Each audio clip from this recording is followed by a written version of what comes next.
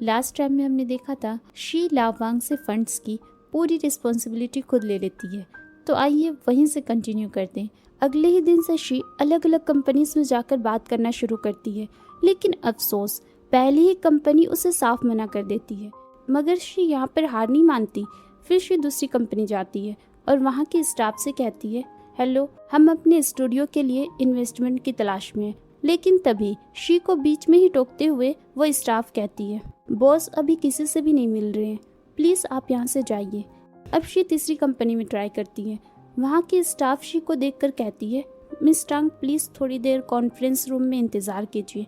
She उन्हें thank you बोलकर वहाँ बैठ जाती है। पर उस वक्त शी के दिमाग में बस एक ही बात चल रही थी, ये मेरी आखिरी उम्मीद है, चाहे कुछ भी हो जाए मुझे यहाँ से इन्वेस्टमेंट हर हाल में सिक्योर करनी ही होगी। फिर कुछ देर इंतज़ार के बाद जब शी अंदर ऑफिस रूम की तरफ आ रही होती है तो दरवाज़ा खोलते ही शी बॉय को वहाँ पर बैठा हुआ देखती है। दोनों एक दूसरे को इस तरह अचानक देखकर चौंक जाते हैं। इस वक्त शी सोच रही होती है, ये कंपनी तो पक्का ये ग्रुप की है, फिर बॉय यहाँ क्या कर रहा है। उसी वक्त बॉय शी से चौंकते हुए कहता है, टांगशी।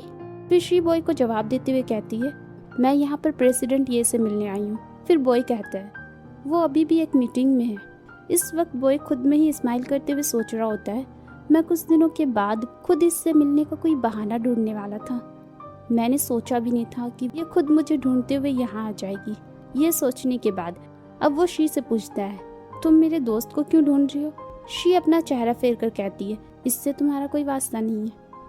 उसी वक्त बॉय तुरंत शी के सामने जाकर खड़ा हो जाता है। शी झट से कहती है, बॉय मेरे सामने से हटो, मुझे जाने दो, मैं यहाँ प्रेसिडेंट ये के साथ इन्वेस्टमेंट डिस्कस करने आई हूँ।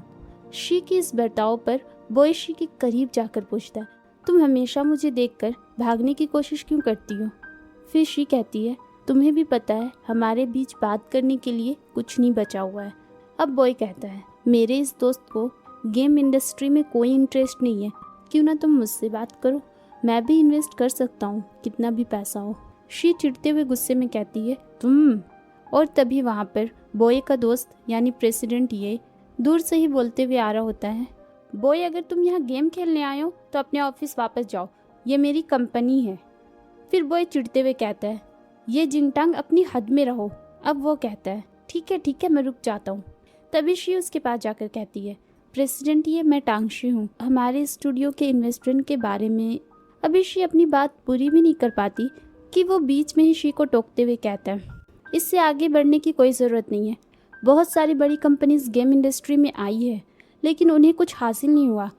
तुम्हारे जैसे छोटे स्टूडियोज़ को बेवजह की मेहनत नहीं करनी चाहिए, जल्दी हार मान लो, क्योंकि इन्वेस्टर्स के पैसे कोई आसमान से नहीं टपकते। अब शी स्टूडियो का प्रोजेक्ट फाइल उसकी तरफ बढ़ाते हुए बड़े कॉन्फिडेंस के साथ कहती है, प्रेसिडेंट ये सिर्फ स्टूडियो के छोटे होने की वजह से आप हमें बेकार नहीं बोल सकते। माना कि हमारा स्टूडियो छोटा है लेकिन हम काम को इतनी परफेक्शन और बारीकी से करते हैं कि वही हमारी सबसे बड़ी स्ट्रेंथ है। मुझे अपने काम पर पूरा भरोसा है। ये बिल्कुल वैसी मेहनत नहीं है जैसा कि आप कह रहे हैं। और प्रेसिडेंट ये आज मुझे आपसे मिलने का ये मौका देने के लिए शुक्रिया। ये कहते हुए शी उसके हाथ में वो फाइल देकर बिल्कुल बिंदास वहाँ से निकलने लगती है। पीछे खड़े बॉय और वो दोनों शी के इस एटीट्यूड पर बस हैरत से शी की तरफ देखते रह जाते हैं। बॉय मन में ही कहता है, सच में ये आज भी उतनी ही स्ट्रॉन्ग है, अपने गोल को पाने का एक भी मौका हाथ से नहीं जाने देती। शी के जाते ही बॉय उससे कहता है, अपनी कही हुई बात वापस लो, इनके स्टूडियो के लिए मैं इन्वेस्ट करूंगा। और दूसरी तरफ शी वहां से बाहर निकलते हुए थोड़ी थक कर सोच रही होती है, सच में इन्वेस्टमेंट मिलना कितना मुश्किल है। जब मैंने कहा था कि सब कुछ मैं खुद संभाल लूंगी तब मैं कितनी कॉन्फिडेंट थी। अब भी उदास होकर शी ये सोच रही होती है कि तभी उसे स्टूडियो से कॉल आता है। शी के फोन उठाते ही लावांग बड़ी खुशी से कह रहा होता है, गोडेस आप कमाल हो, ये ग्रुप ने हमारे स्टूडियो पर इन्वेस्ट कर दिया है, उन्होंने एक बहुत बड़ी रकम ट्रांसफर की है, ये सब सच में आपकी वजह से ही हुआ है, चलो आज काम के बाद सेलिब्रेट करते हैं। उसी वक्त आरुण भी पीछे से कह रहा होता है, ये तो कमाल हो गया, हमें नया फंड मिल गया है, हमारा स्टूडियो बच गया।